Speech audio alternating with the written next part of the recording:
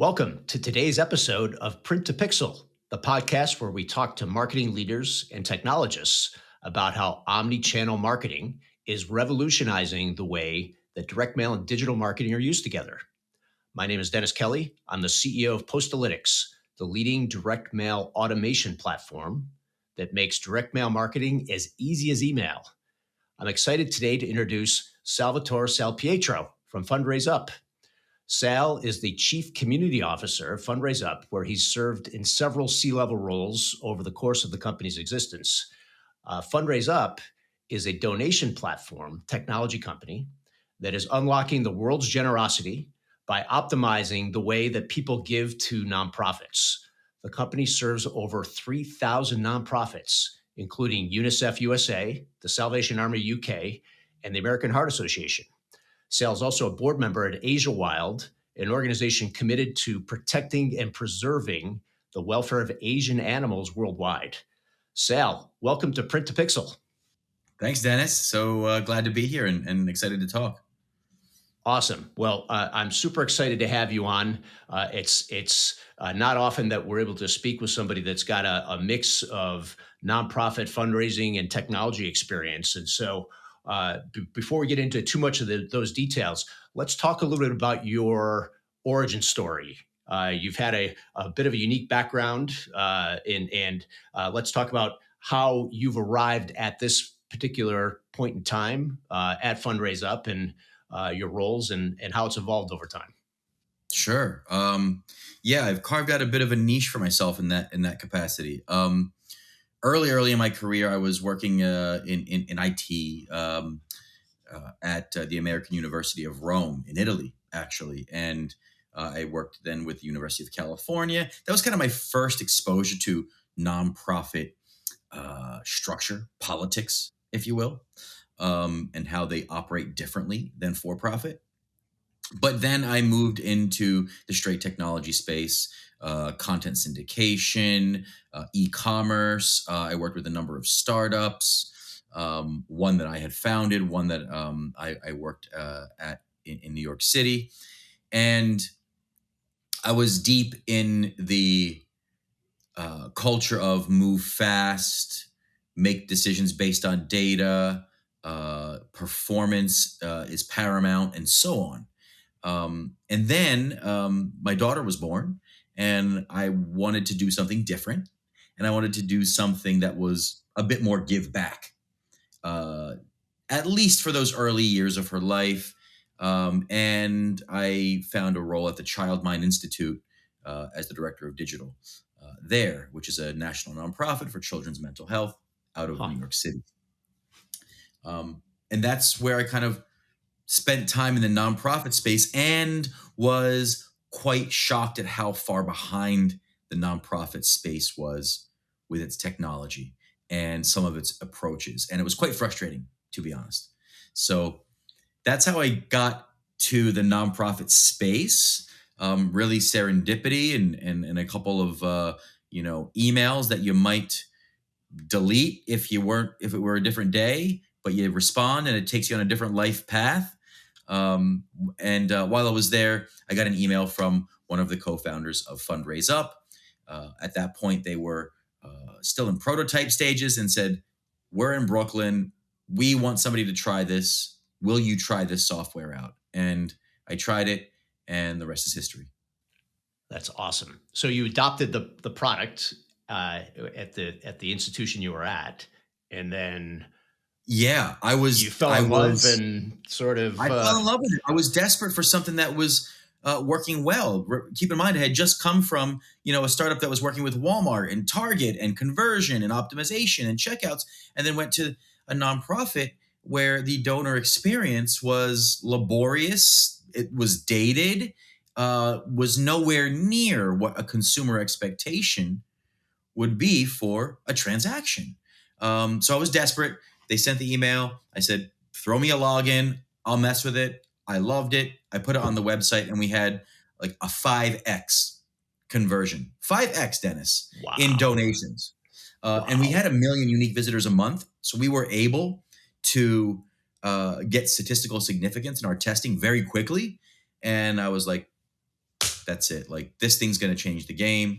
Um, I told the guys, let me know when you want to start the business. I'm here for you.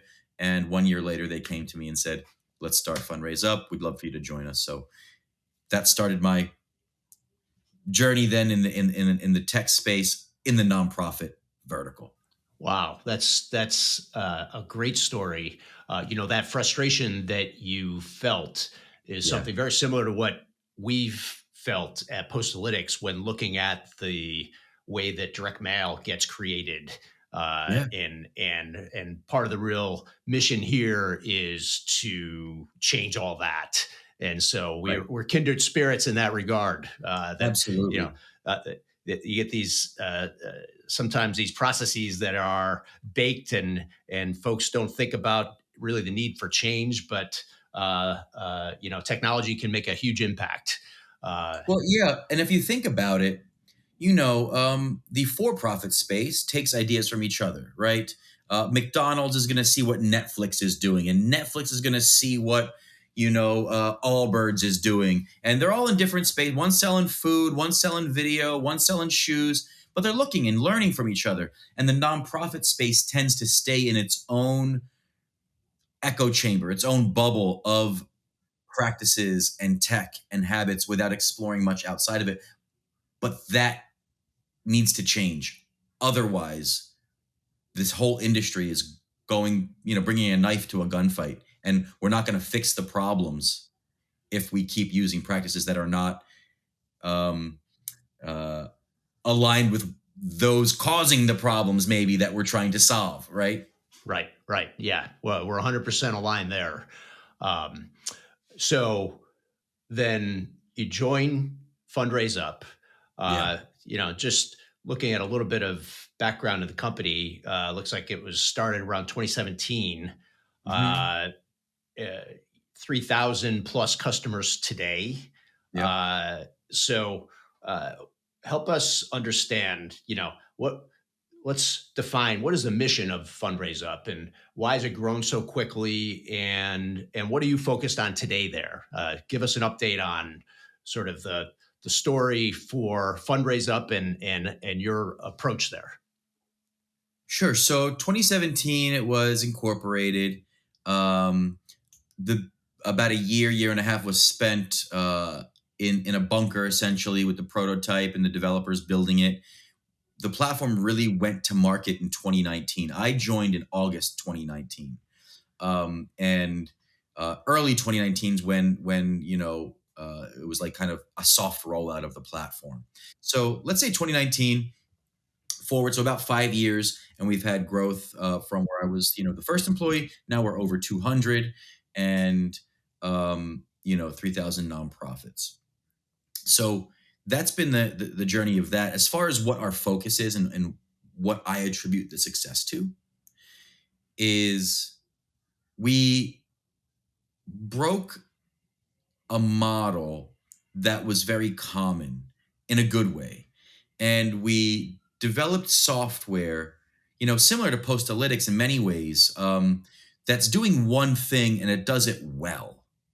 And we saw that there were lots of platforms out there that were toolboxes. And yep, it's got the CRM and the donation form and events and ticketing and, auctions, and everything you could possibly need is in this one piece of software.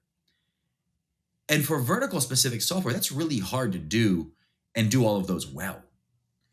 So Fundraise Up set out on a mission to say, you know what? This is the revenue. This is the lifeline. This is the blood of the organization. This is how donors are engaging. This is how nonprofits grow. This is how the mission is impacted through the donation form.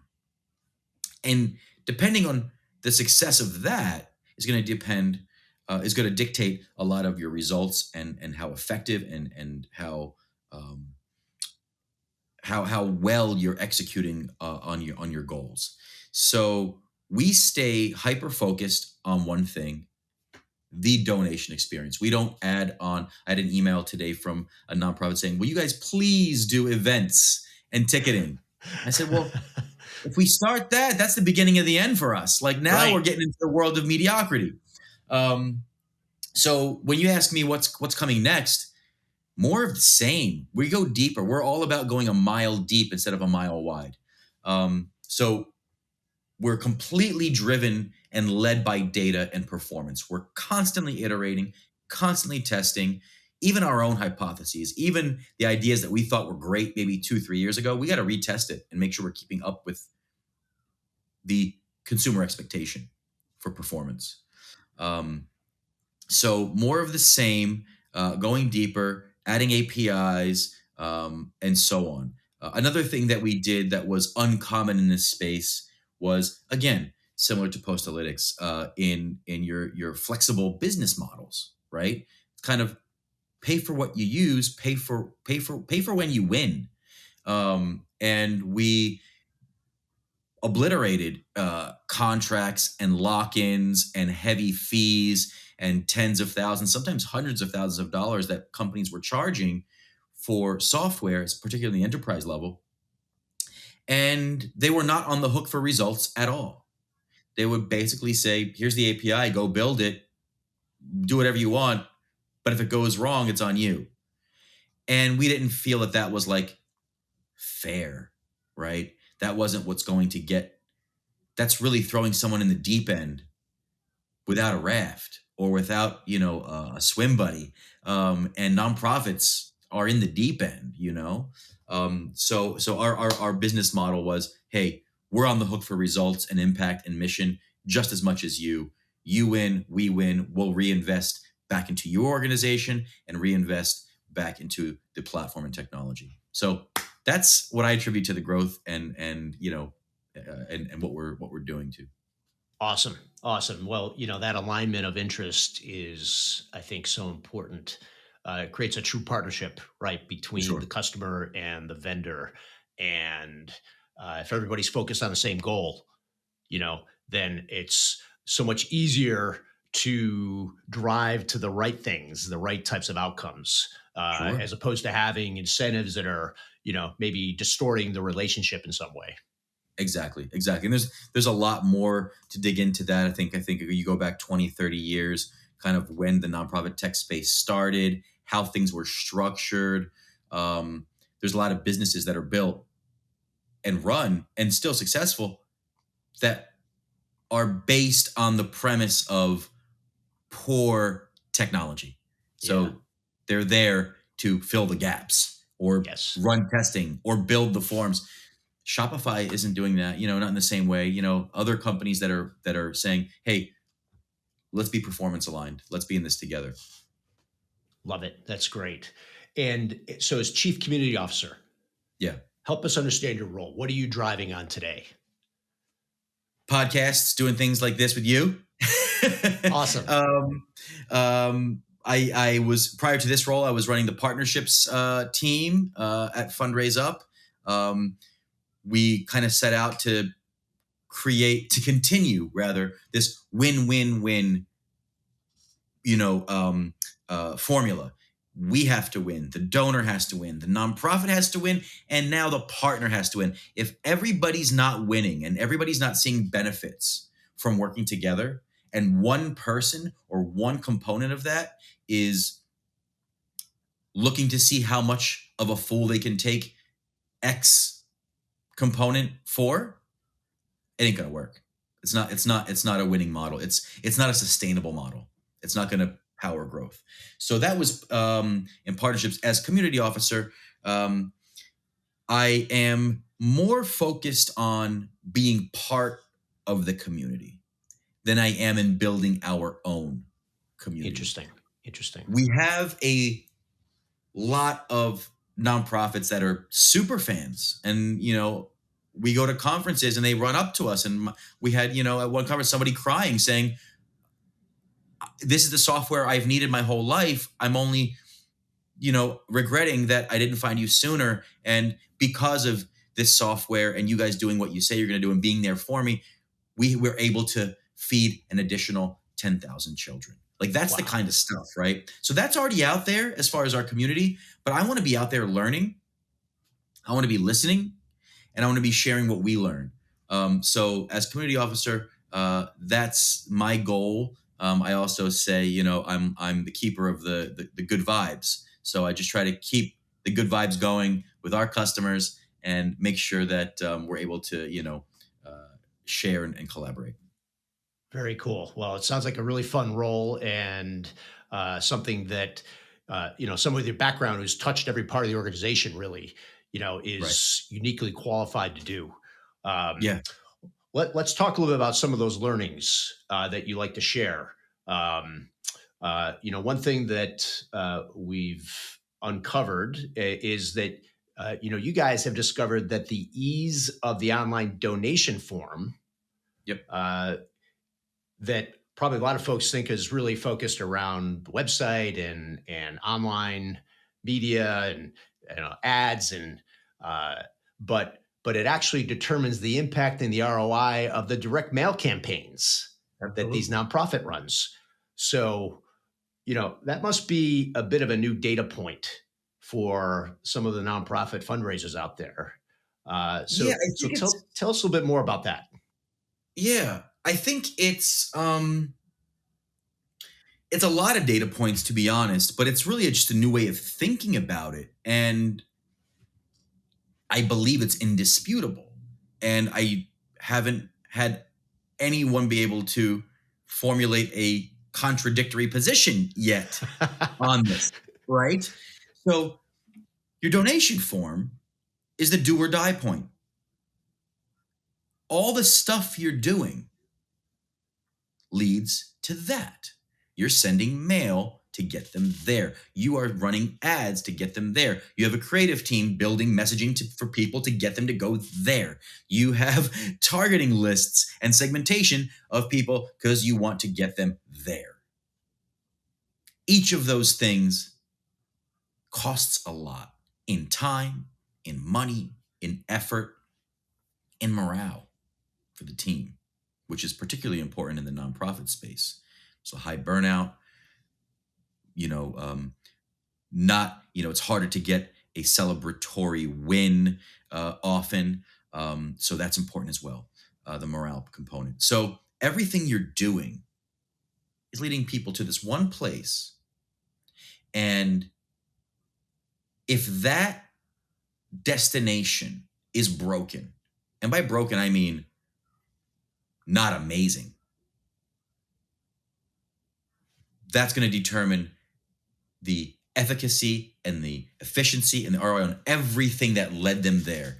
The agency, the direct mail piece, the postcard you sent them, the ads on LinkedIn or Facebook or Meta or whatever, all that spend and effort, you're leading them there. And if that doesn't have Apple Pay, if that is making me type out my entire address without an autocomplete like I am used to seeing in every transaction in 2024. But the donation form is going to make me type it all out, for example, right? If that place isn't converting, everything else is for naught, right? So when, I'll tell you a short story. I was at a conference and they were speaking and they were talking about Facebook and iOS. They're changing their rules and they're separating the data now. And Facebook ads now they cost double. So that's just the way it is, everybody. Your ROI is going to go down. Your ROAS is going to go down, and tough cookies. I raised my hand in the back and I said, how much responsibility on ROAS are we putting on the conversion rate of the donation form? Can we offset the loss in Facebook ROAS by making the donation experience better? Maybe convert 50%, 60%, 70% better. And it was kind of crickets. It was awkward moments, and nobody really wanted to kind of put the onus on that or the responsibility on the donation form to pick up the slack. And I don't know why. And I still, preach this message, and I still go around and I share it. We're talking about it here, which is great. And the better your donation form's converting, the better and happier everyone on your team will be with all the other stuff they're doing, with the postcards they're mailing, with the design they're doing, with the segmentation they're doing. That's the short version of my ramble. Well, I think it's often an afterthought, right? The Right. form, right? Because you deal with forms all day. Everybody deals with forms every single day of their lives, right? And Sure. so you don't really think a lot about it unless, to your point, you run across something that is particularly painful to deal with. Sure. Uh, but those that are easy, you just sort of naturally do, and you move on, which Yeah. is, I think, the brilliance of your area of focus, right? Right. Is how do you remove friction from these things? How do you make them as um, performant as possible? And Right. I love this whole notion of diving so deep, and that Yeah. focus, and that's really helped power your growth. Um, I think a corollary to that is just spending some time on your website, and having you spoken earlier about the role that you had in the partnership channel. It makes a lot of sense now. I understand more why a company that is so narrowly focused maybe has a tremendous amount of benefit from building that partner channel. Right.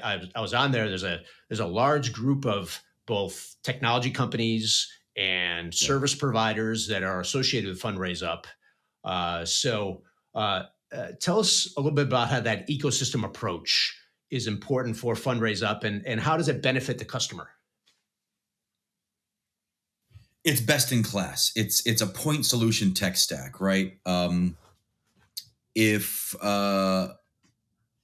Postalytics did 20 other things, it wouldn't be a point solution. It wouldn't be a best in class. It wouldn't be a leader in automation for direct mail. And you start throwing in other things that are maybe not even related, um, and you start watering it down. So we surround ourselves with other tech solutions that are best in class, that are point solutions, and other consultants and agencies that embrace that approach, because not everybody does. A lot of people will say, let me get, it's kind of like, do I sell them the best car that won't break, or do I sell them the car that's cheapest and it's going to require regular maintenance and I'm the mechanic as well, right? So which camp are you going to be in? One has better karma than the other, one has more sustainability than the other. You got to figure all that out. So those that we work with are sharing that mindset. So one example, Tatango, they do SMS, similar to how Postalytics is doing direct mail. It's another channel, another comms channel, and both very important for different orgs and different segments. Um, the clients they have, the nonprofits that use Tatango for SMS delivery and texting, that's a best in class solution. They're getting high deliverability, fast send rates, and so on. And when they send those messages and there's a link, urgent appeal, earthquake, please click here to help, to make a quick donation. When I click that link, am I going to a form that looks dated, feels dated, doesn't have mobile wallets, doesn't cater to me? Or am I going to a form that feels modern, pre-populates the fields with my name and email address, which I know Postalytics can do through the QR code. We can do that through our URL API, pass all that data in. The ones of their clients that are pointing to our donation form are getting overall better results, better ROI, more revenue than those clients that do not. And that's what it's about, because that means Tatango gets a better shot at retention, renewal, expansion of text messaging within that organization because of the good results. While something that's performing half as well, or 30% less, or whatever that number might be, anything less, it makes that more and more difficult.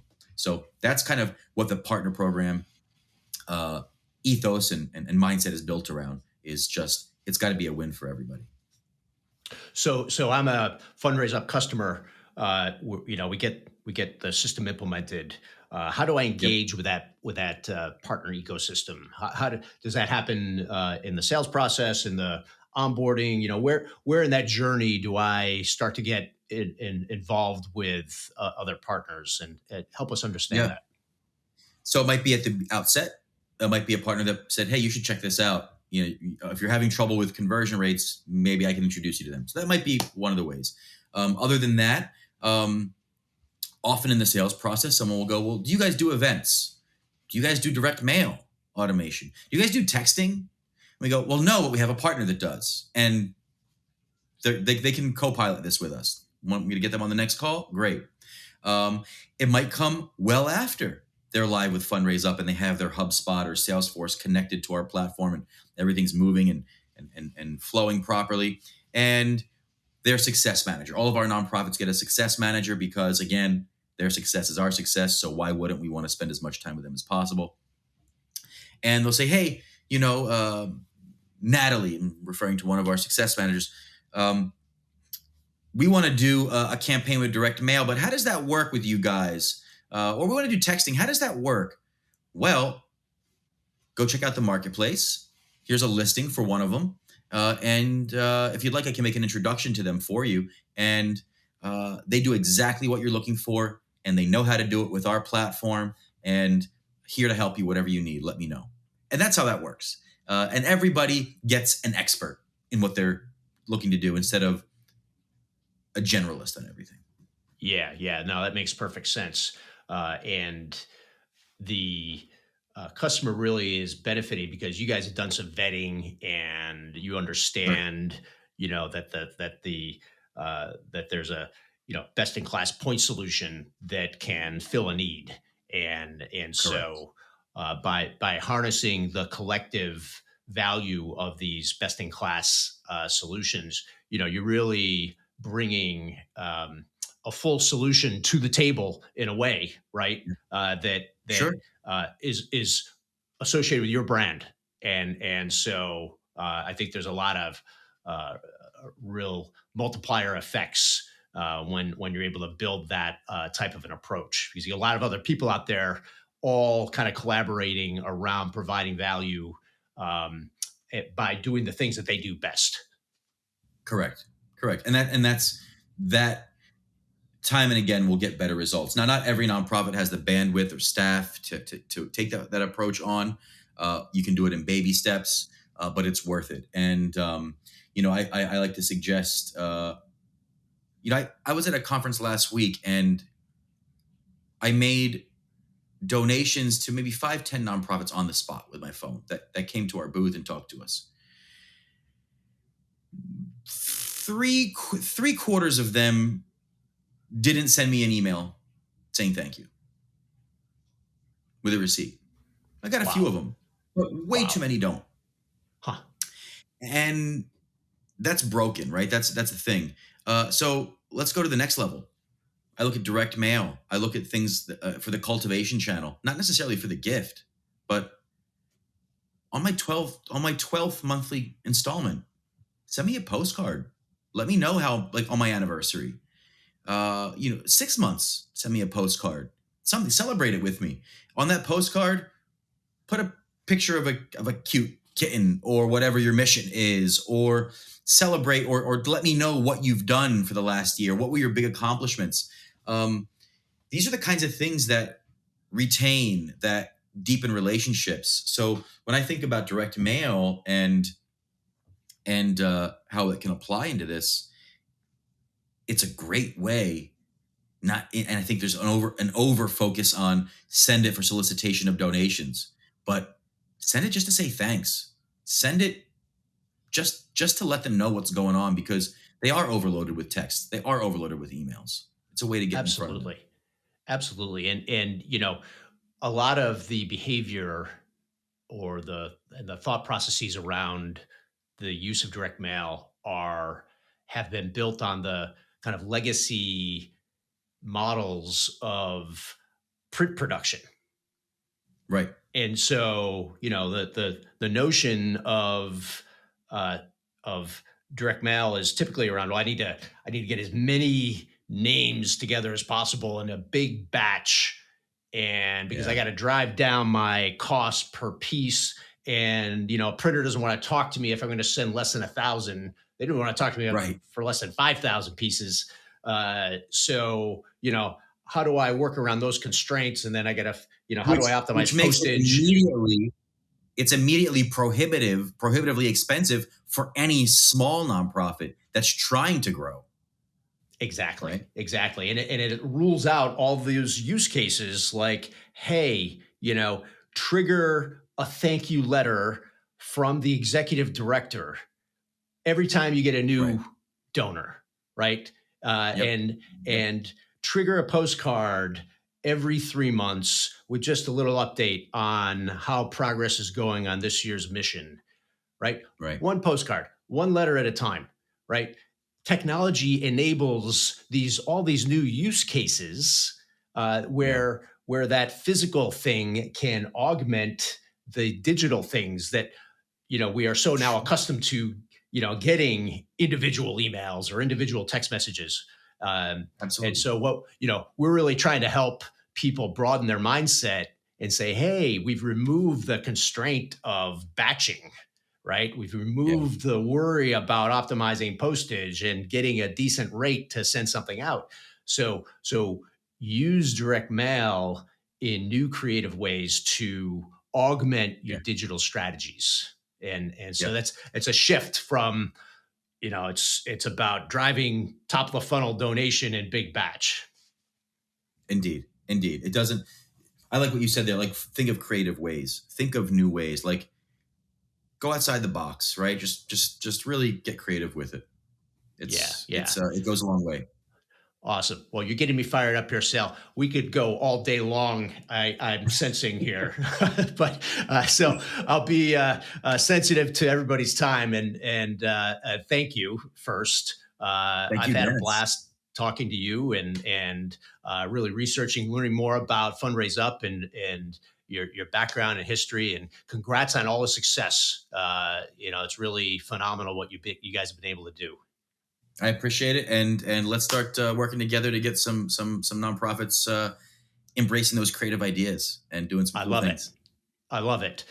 Before we go, someone in our audience wants to reach out, wants to get you to speak at their conference, to go on a webinar, hop on a podcast. How do folks get in touch with you? Best way is LinkedIn. Find me, shoot me a direct message. Otherwise, it's Salvatore at fundraiseup.com. Either way, I'm stuck to my phone on either of those things, so I'll see it. Awesome. Awesome. Sal Salpietro, Fundraise Up. Thank you so much. We'll look forward to working together and helping to really grow the nonprofit sector together. So thank you. Awesome. Thanks, Dennis.